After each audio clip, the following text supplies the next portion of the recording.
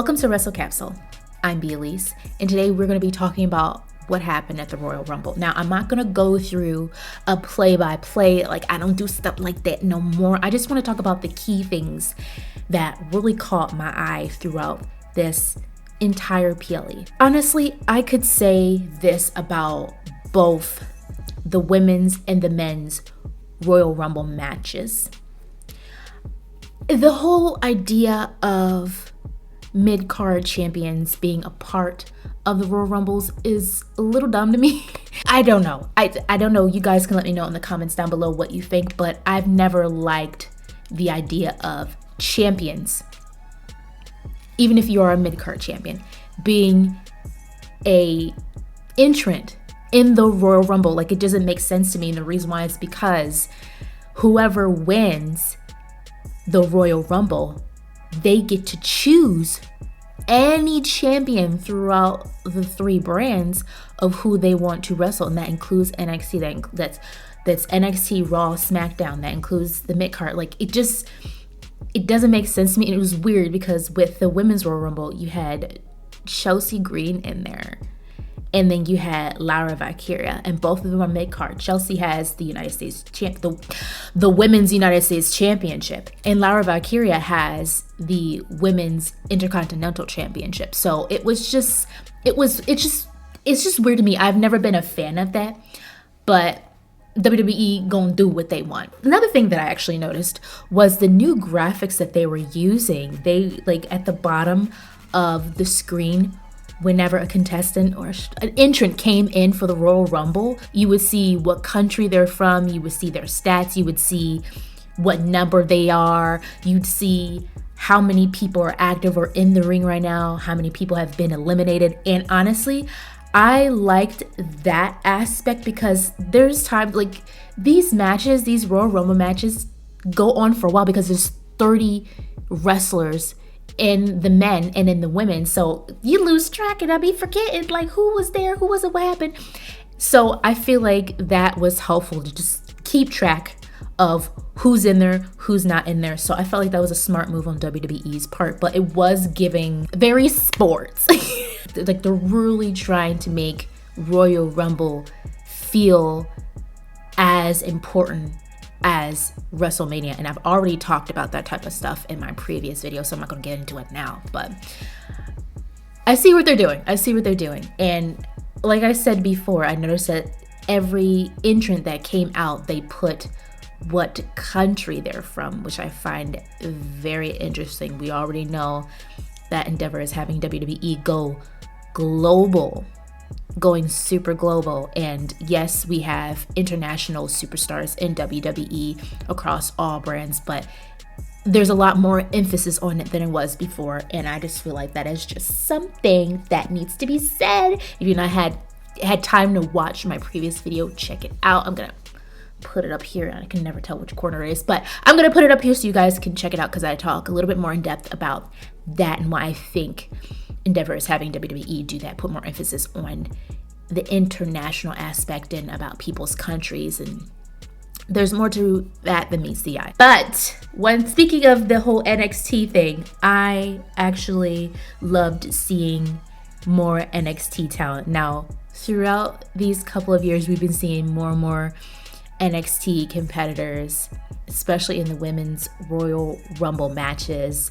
It was cool to see Lash Legend. It was cool to see Roxanne Perez and Jada Parker. Like, I was super excited. We saw freaking Stephanie Vakir. We saw Julia Gulia. But I was really excited to see some NXT talent in there because they are the future of WWE. And I've always liked NXT better than the main roster. But that's neither here nor there. This little scuffle that I saw between Naomi and Bianca Belair when Jordynne Grace, first and foremost, Jordynne Grace, we all know that she is officially signed to WWE. She's left TNA, and I am going to be doing a video. I did a poll on the community tab on my channel about I just wanted to find out what you guys wanted to see next from me, and I had some options. I was either going to talk about Royal Rumble or talk about Tessa Blanchard and how racist behavior, and I was going to talk a little bit about Jordynne Grace in there too, because they did have their match at Genesis before Jordynne Grace said bye to TNA. But in the end, you guys wanted to see both, and I already had it in my mind to do both anyway, so look out for that video with Tessa Blanchard that's coming out soon. But back to Jordynne Grace. So when Jordynne Grace came into the ring, and her and Naomi, they cool. Like, I remember last year with the Royal Rumble when Jordynne Grace was in that match and Naomi came back to WWE. Like, that was such a feel-good moment, and for them to have that moment again, because they have history in TNA when Naomi left WWE, and then she ended up becoming knockout champion, all that stuff like that, and her feud with Jordan. I loved seeing that, and they hugged each other. And you know, Bianca Belair and Naomi are currently the women's tag team champions, and they got their eye on a prize. They made arrangements. Naomi and Bianca, they made arrangements of, like, we're going to look out for each other. It's either going to be you or it's either going to be me that's going to win this Royal Rumble match. We just got to stick together. We sisters forever for life. Okay, Melanin Queens. And when Naomi and Jordynne Grace hugged each other, and Bianca was like, the frick is this? Look, she broke them up. I was like, okay, Naomi, like, what is you doing, sis? What is you doing? Like, I was like, okay, are we having some stuff brewing? But it was very short-lived, but I love that was teased, because it's been dandy-landy since these two have been tagging, and we already know that Jade Cargill is out because, you know, she got attacked, and we still don't know who attacked her, but my money is still on Naomi. I can't see anybody else doing that. People have been talking about Bayley, and I'm like, really, Bayley? What does Bayley have to win with that? Like, Bayley and Bianca Belair have already squashed their beef. Their long-lived year beef with the whole damage control stuff. So that's already squashed. So I wasn't thinking that. So my money's still on Naomi, but who knows what WWE, their angle's gonna be. But it's just so interesting, because I'm wondering when the breaking down of the communication, when the camaraderie is going to break down between these two tag team champions, because it's only a matter of time. Whether it's going to be because Jade Cargill is going to expose who attacked her, or it's going to be because, you know, Naomi does have history with Jordan, and Bianca might have something brewing, being pissed off because of that, because it's like, where's your allegiance, sis? Where's your allegiance? So I don't know what they're going to do with that, but I'm here for it. I really hope that Jordynne Grace doesn't go to NXT. I feel like she is so ready for the main roster. I really do. And if she goes to the main roster, I am hoping that she is on SmackDown. I don't know. I feel like she would be really good on SmackDown. And you know, Bianca Belair and Naomi, since they're women's tag team champions, they can go to any brand. It doesn't matter. So there's a possibility that some beef is going to be brewing. I have to admit to you guys, when Alexa Bliss came back, when I heard that music hit and I saw her Titantron and that woman came out and looked like she had never had a baby, I went off. And granted, y'all already know I'm having some feelings about Endeavor and WWE right now from my previous video, but that doesn't change the fact that I love these superstars. Like, I admire their athleticism and their characters and their acting and the stories that they put on, the matches that they put on. Like, I've been so invested in this for what, 6 years or so. So when Alexa Bliss came out, she'd been gone. I admit, I squealed like a little girl. Oh my God! I did. My husband was looking at me like I had 7 heads, but I was so excited because Alexa Bliss, he was happy about it too. But I was so freaking excited because it had been so long, and it looked like she ain't never left, and she was, when she got in that ring, she was moving. Oh my goodness, I was so happy. I felt like for a quick second, I know that WWE has changed, but seeing Alexa Bliss come back for a quick second, it made me feel like it was old times. And for me, old times is what, 2018, 2017, 2018? I know. I just felt that nostalgic type junk, like from when I first started watching WWE wrestling. Who I really want to speak about is my girl, Ashley. My girl Ashley, y'all know her ass. The queen, Charlotte. Now, I do want to say this. I was feeling a certain type of way that they did a spoiler with that one. I'm glad that they didn't do that for Alexa, because Alexa, with her coming out, was a complete surprise to me. But we already know they've been building up this whole thing with Charlotte being in the Royal Rumble, and I get it. You wanted to build that hype. You want to put some momentum behind her. She's been out for a while with her knee injury, and she's been active on social media and doing stuff like that. And this was just to get the crowd excited and really invested in the Women's Royal Rumble. I understand that, but that would have been on and popping if they would have made that a surprise to hear that. Like, for me personally, I didn't need y'all to hype it up. Her coming off of private jets and looking all glistening, glittery, and posh and luxurious and all this. I didn't need those vignettes. I didn't need it. And maybe that's because I personally am a humongous fan of Charlotte Flair's. Her coming back was so dope. I was so excited. She looks so good. Girl had no ring rust. I tell you. I am shooketh that Charlotte won the Women's Royal Rumble this year. I was not expecting that. If you would ask me before the end of the match who I thought was going to win, I would have been like, I really did not know. I didn't know. I had no idea. Now, for the men, what's crazy is I had a person or two in mind of who I thought was going to win. But when it comes to the women's, I felt like it was kind of fair game. And the reason why, and you guys are probably going to disagree with me, which is fine. This is an open community where we can have our opinions respectfully. When it comes to the women's division for this past year, I felt like they weren't building the women's stars as much as they used to. Like it just felt different. Like I said, like WWE just feels different. And I know we have people like Tiffany Stratton, who is the current WWE Women's Champion. Like again, and you have Rhea Ripley as the Women's World Champion. Like Rhea's already established. Tiffany, she's a rising star. She's gotten the championship. I personally feel like it's too early, but you know, what do I know? I felt like outside of that, and then of course you had Liv Morgan, and she's always come close but never gotten there. But she's already had the Women's World Championship. They've already done that, so I'm just like, okay. But like outside of those people, and Nia Jax, she's already had the Women's Championship, which she's not even going after anymore. Now she's going for the world. I don't, it's like she just, something switched in her mind. She's like, I don't want to get a rematch from Tiffany. Anyway, let's move on to more things. I don't understand that. Maybe I'm not supposed to understand that. But outside of those women that I've just mentioned, like it's hard for me to think about who would have fit the mold and would have been like, oh, okay, that makes sense that she won the Women's Royal Rumble this year.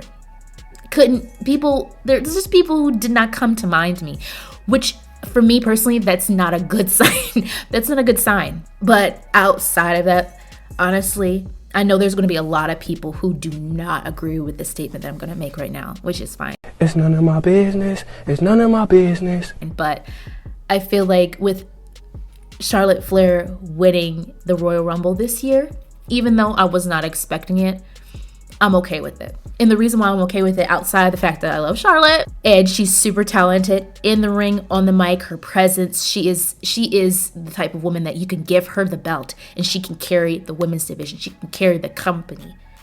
She can carry it. And now she has won the Royal Rumble twice. I think one in 2020 and now 2025, which is dope.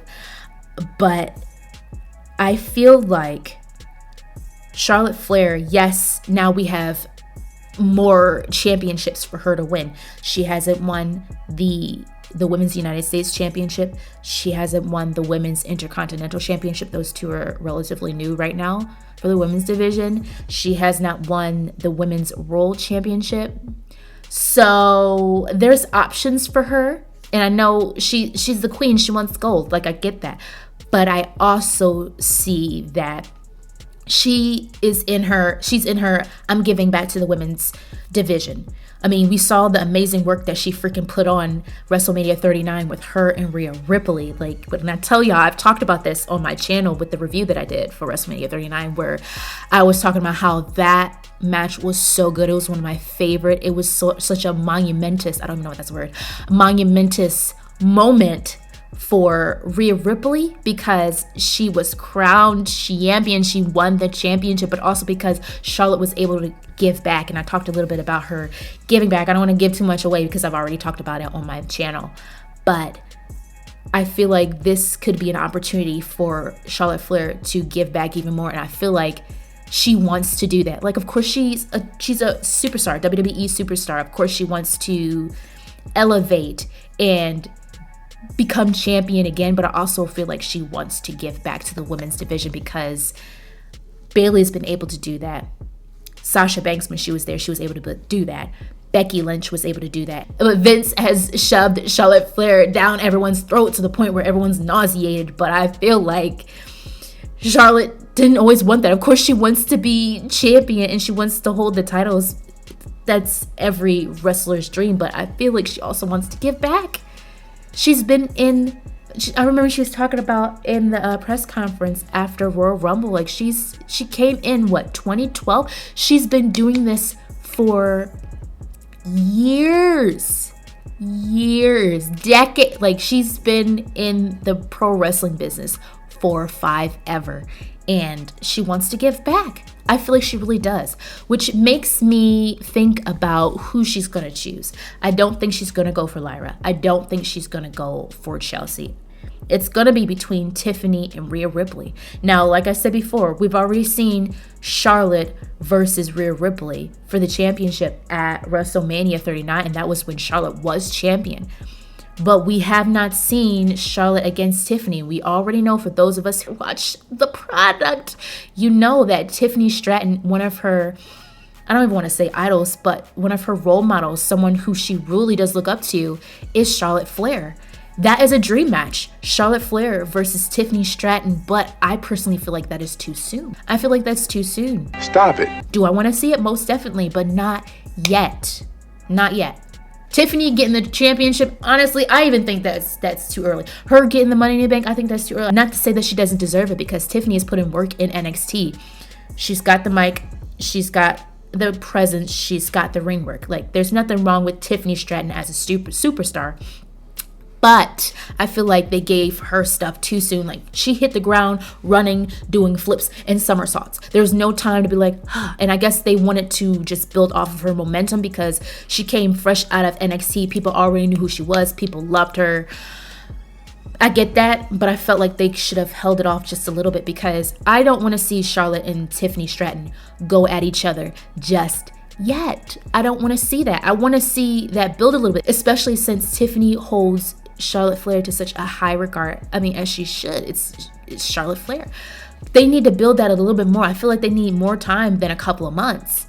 Like, WrestleMania 41 is in April, the beginning of April. Like, we're in February at this point. I just say not yet.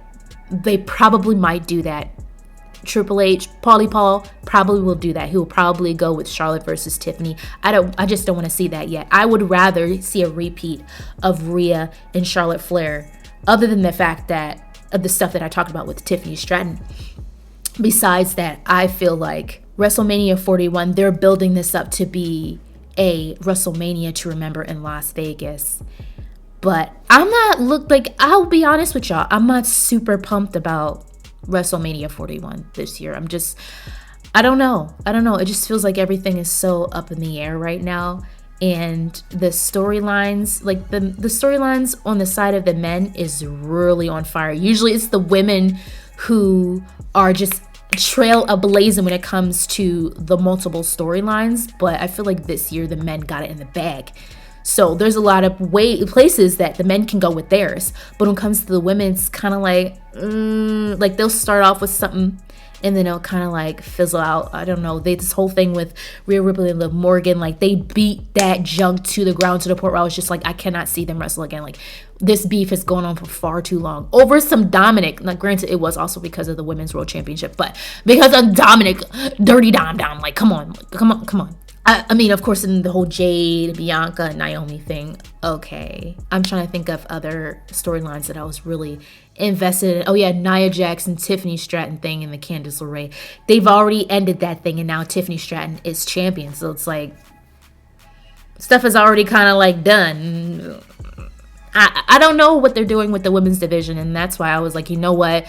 Rhea Ripley and Charlotte Flair, they threw down the house WrestleMania 39. We need some big hitters for the women's division at this WrestleMania this year. And I feel like those two are going to shut it down in the best way possible. I'ma skip over that tag team match. Motor Machine Guns guys in the DIY guys. Like, I wasn't into that. The only thing I was into, and it's not, let me just say this, it was not because of the ring work. It wasn't because of that. When you have those two tag teams who are just, they excel so well in the ring and they are very familiar with each other and they have chemistry, you're gonna have a good match. But I wasn't invested in the storyline at all. I did get invested when the Street Profits interfered and DIY was able to retain, and then Street Profits attacked them. Now that was interesting because the Street Profits have been very sidelined. They've been playing aside, and this is a tag team who had a championship, a tag team championship, long ago in a faraway land. We have not seen them have championships in a very long time. And they have been teetering, like, I remember when they were with Bobby Lashley, they were teetering this whole heel situation, and the fans were buying it, and then they went back face. But now they're going back to the heel. They're by themselves, and I feel like they could do it. I feel like promos are going to help them because people love Street Profits so much. They're going to have to work extra hard to get the fans to hate them.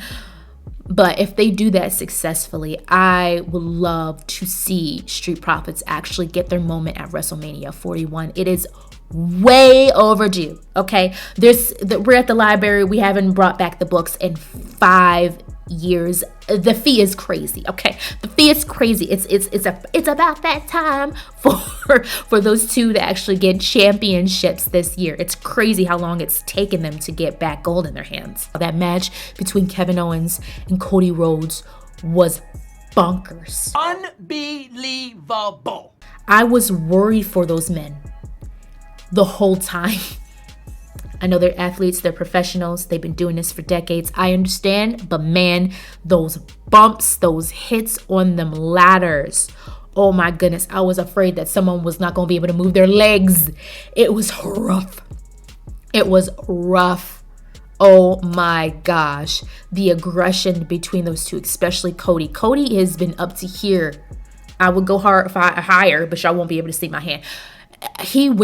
He's been tired of Kevin Owens, and they've been going through this thing, and I've talked about this on my channel before, that these two, like, Kevin Owens brings out the aggression, the best type of promos out of Cody Rhodes. Like, these two have such chemistry, and the feud, this has been one of Cody Rhodes, if not the best Cody Rhodes feud since he's become champion. I've also talked about that too on my channel. The being flown and thrown on those ladders.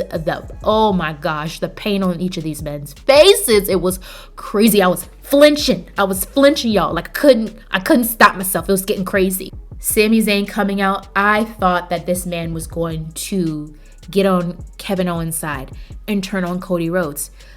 That has been kind of in the air. WWE has kind of put that in the air of, you know, if Kevin talking to Sami, like, if you scratch my back, I'm gonna scratch yours, bro. You help me with this ladder match, I'll help you with the Royal Rumble match. We didn't get that. They teased it. We didn't get it. Okay, that's fine. But we see Sami Zayn being caught between two friends. That was very interesting. I wonder if they're going to continue with that sentiment or not, because I really thought that Sami Zayn was going to turn on Cody. That last part in that match where Cody was on the announcement table and just threw Kevin Owens into that ladder, and he literally went through it, broke it, his head was in the part, like, oh my gosh, the blood, like, this man was over like this. Brutal. I'm like, Cody, you shot out today. You came to win. No crumbs left. The floor is all the way clean, spotless, and sparkling. Like, bro, you was like, I'm gonna get both these belts. Crazy work. Is Kevin Owens done with this chase? That's one of my questions. Another question is, are they gonna really combine these two championships into one and make a brand new one and have it look different? Is that what they're gonna do? Or are they gonna give Cody the wing? Like, is he gonna be carrying both of these? Like, what's going on with this? What are they doing? Another question, is Sammy going to pick a side, or is he going to play the fence? Another question, is Kevin Owens going to be pissed off at Sammy for not having his back alone and playing the fence? Like, there's several questions that we can ask about what they're going to do next. I'm pretty sure everyone's talking about this because I just want to get to the men's Royal Rumble. Penta came in, right? Him and Ray in the ring, already excited. I'm like, oh my goodness, the luchadors are about to scrap. I've been waiting for this. I've been wanting this since Penta made his debut on the Netflix Raw. But when he went over the rope and he hanging on the rope, I could have swore this man's touched the 2 feet touched. Okay, touched the ground. Don't play with me. I might wear glasses, and it might have been a little dirty with the fingerprints, but I could have swore I saw Penta's 2 feet hit the ground. Okay, and I know it's they didn't have it repeat. They didn't, you know how to do replays? They did not do a replay. Every time Penta would be out of the ring again and he hanging, they would quickly move the camera. They were like, we don't want to see this F up again. But like, I'm like, okay, you gotta give some grace. You gotta leave room. Penta, this is his first Royal Rumble match. This is a lot of pressure, okay? So I understand that, but don't play with my intelligence. I know the show gotta go on. It wasn't time for him to get out. You know, it's Penta, but we know that both his feet touched the ground. Joe Hendry. Was not expecting Joe Hendry. I believe in Joe Hendry. But yeah, I was excited to see him. Roman coming in, it just felt so weird to me. I don't know. Yes, he's the tribal chief, and he doesn't have the Undisputed WWE Championship. He doesn't have it anymore, but for some reason, I be feeling like he does. To me, he's still the champion. No offense to Cody Rhodes, but to me, he's still the champion. So see him in a Royal Rumble, just all regular and junk. I'm just like, what is this? This is not for you. You are above this, sir. No, I'm kidding. But yeah, it's just weird seeing him in a Royal Rumble. And when I tell you, when he got into the ring, he was throwing people left and right. Like, Tribal Chief was in full effect. I'm like, yo, you just gonna be throwing out people just out of nowhere. You're just like, get up. I was like, is this man about to win and we about to get another Cody and Roman? Like, I don't want to see that. AJ Styles coming back, because you know they had the I Quit match, him and Cody Rhodes. But him coming back, 1, and 2, him coming back with his old music. Once again, he's one of those guys, same thing with Alexa Bliss, like I said before, like with AJ Styles too. I see certain wrestlers and they come back and they're the same ones that were there when I first started watching wrestling. And it's funny because I believe he was champion when I first started watching WWE, and it was just that nostalgic WWE for a quick second. It was very nostalgic, and it just felt good to see a wrestler come back after being out for a while, and you've been following them for years, and they're one of the wrestlers that got you into watching pro wrestling in the first place on the men's side. I didn't really care about Logan Paul. Boo, you suck. I'm just like, okay, you had Nikki Bella for number 30 with the women, and then you got Logan Paul for number 30 with the men. What are y'all doing with the 30s? Like, you think number 30 would be the, oh my gosh. No, it's just like, oh wow, you're in it. What I really want to talk about is who I thought was going to win the men's Royal Rumble. I had either Cena, or CM Punk. Cena, because this is his last year in WWE, actively being a wrestler, actively being a superstar. And he's been having this losing streak for far too long. There's people who love Cena. There's people who hate Cena. There was a time in my pro wrestling watching life where I just could not stomach watching John Cena. I didn't like it. But then after years went by, I started to understand and respect him for the craft and how he really does have these kids wilding out being so happy in the charity he's done, and he always comes back and he has such respect for the WWE universe and he just puts in work. Yes, John Cena was one of those superstars that Vince McMahon shoved down everybody's throat. But outside of that, now it's like he's really paying his dues as a veteran, and it would have been nice to see him win, especially with Charlotte Flair winning, because those two have won championships so many times.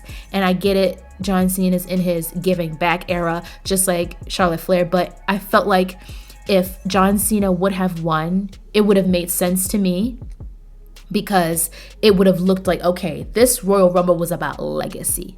It was about preserving legacy. It was about not only that, but giving back. So it's about legacy, the building for the men and the women, but also it's about giving back to the youth, to the future of WWE. So on that side, I would have liked to see John Cena win and get that for that, for that last time. But then I was like, maybe it would be CM Punk, because CM Punk, he needs this.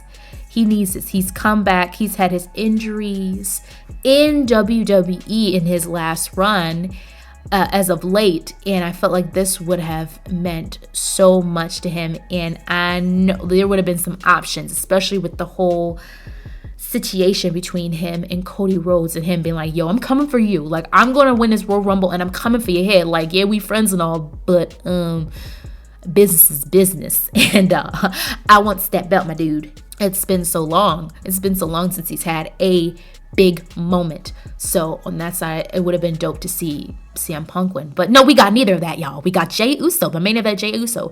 And I know there's so many people that are so happy. Like, this man is over. Jey Uso is super over. One, wasn't expecting Jey Uso to win.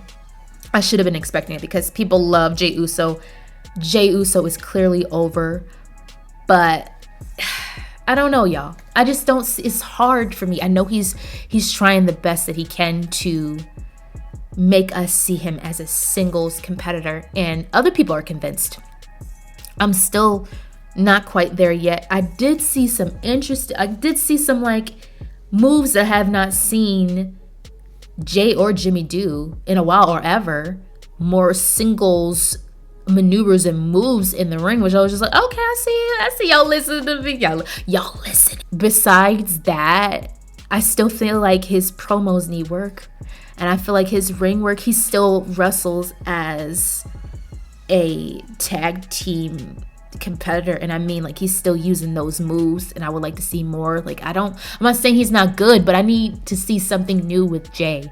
I want him to get savage on the mic. Like, I want to see something. I just feel like he's coasting a little bit, and I feel like they let him win because he's over. He's over. This is what the people want, and I feel like if Jey Uso wouldn't have won, there would have been a riot in Indianapolis.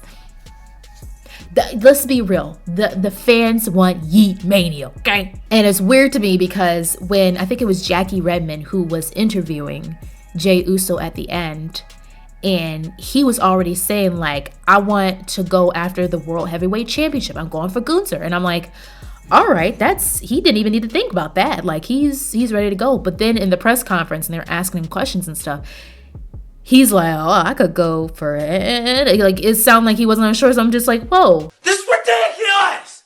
What?